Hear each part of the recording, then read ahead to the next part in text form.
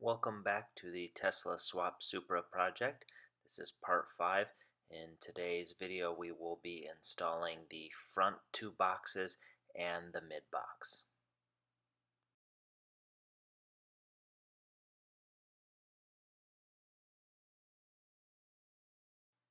With each box I started on the floor to mock the batteries up so I knew where to make all my penetrations in the box for the high voltage line. So you can see this front box, besides making my hot side of the batteries cooling loop done, it's ready to put batteries in. Pretty exciting to be able to put that first battery in there and connect it. So here you can see the first battery is in the lower box. You can see that the battery is screwed down on each rail on either side.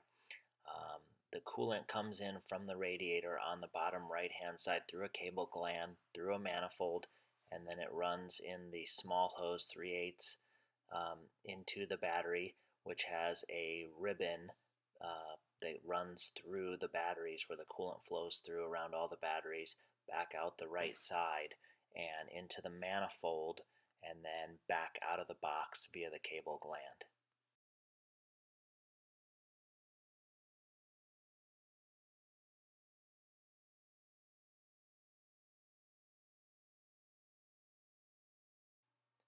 After battery 1 was secured, battery number 2 goes in. In this detailed shot of the cooling system, you can see how tight it is to work in these boxes.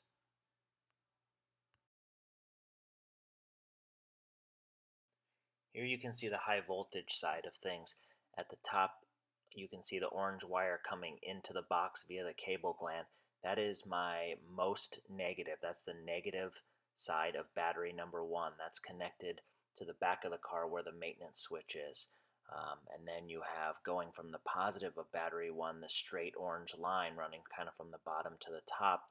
You see that's the bus bar, which connects the positive of battery 1 to the negative of battery 2, and then the bottom orange wire is the positive of battery number 2, which comes out of the box via the cable gland and goes up into the upper box.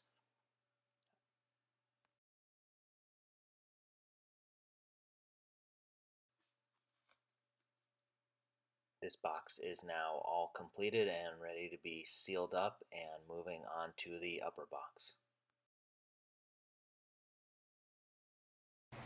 This is the front upper box, and it's ready to go as well. Got my coolant all mounted in there.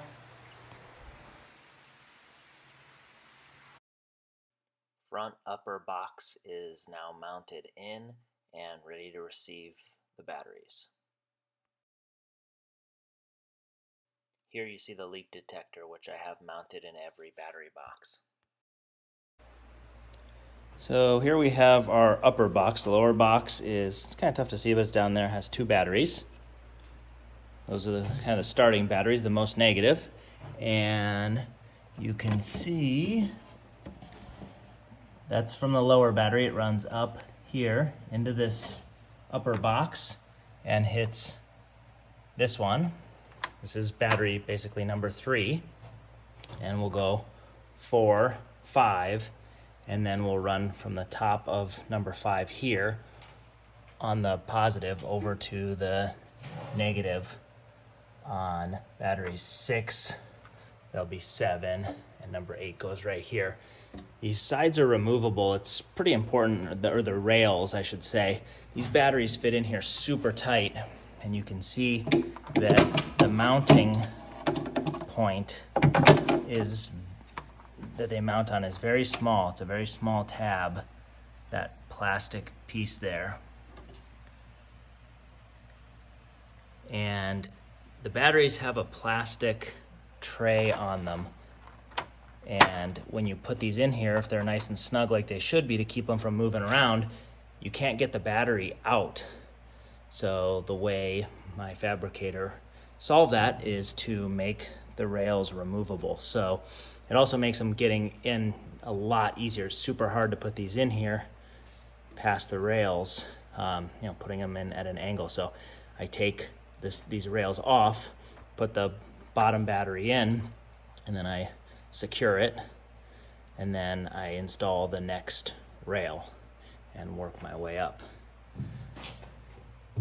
So as I mentioned, over here is where the high voltage will come in.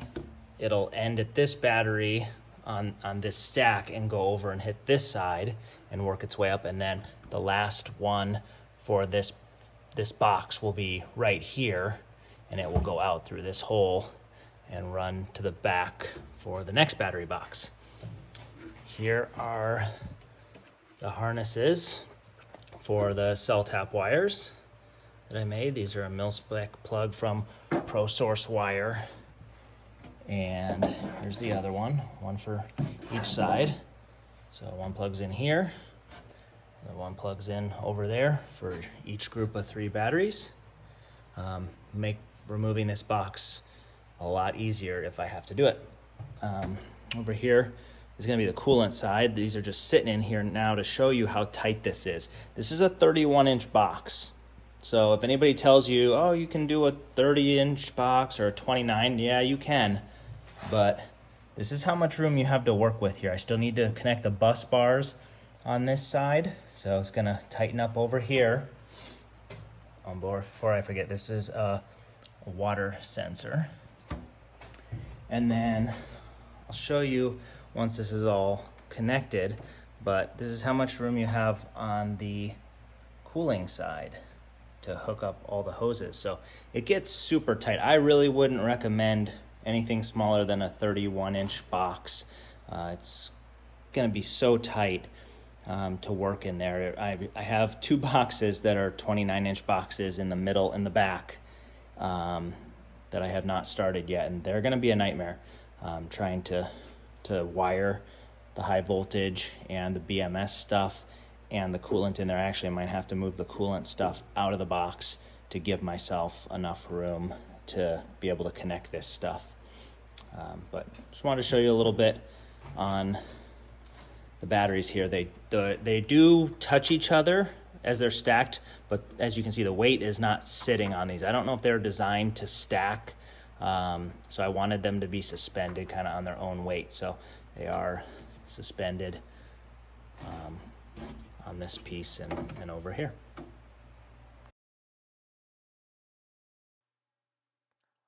All 6 upper batteries are now in the upper box, and you can see all the coolant lines being routed from the manifolds to the batteries, and then from the batteries back to the manifold that takes the coolant back to the radiator. On the other end of the batteries, we have all the high voltage lines and cell tap wires connected.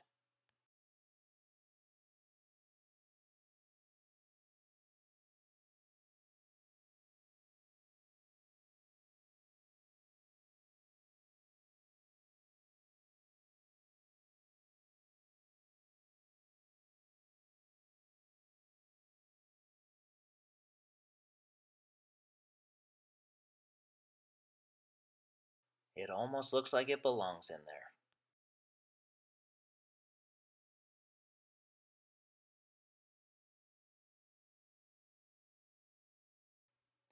Done with the front batteries, and time to move on to the middle box.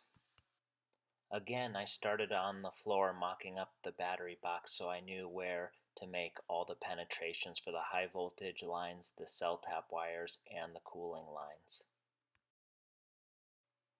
Due to size constraints, this battery box had to be 29 inches, which forced me to put the manifolds outside of the battery box and route each individual coolant line into the battery box, which is not really a problem, it's just an aesthetics thing. Luckily, the fabricator made the sides removable, so I was able to slide the batteries into this box and run all the coolant lines fairly easily.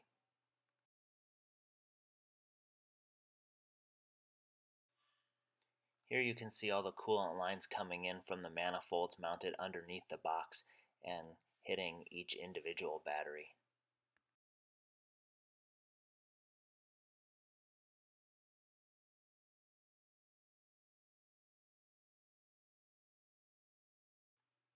The high voltage and cell tap wire side is removable as well, so I was able to slide that back to make all my high voltage and cell tap connections. With all the cooling lines connected and pressure tested, I was able to put the side back on and remount my 12-volt battery. At this point, the pile of 16 batteries that had been sitting on my garage floor for about a year was down to 4. A quick peek from underneath the car from the back looking forward. You see the high voltage lines down the middle and the cooling lines on either side.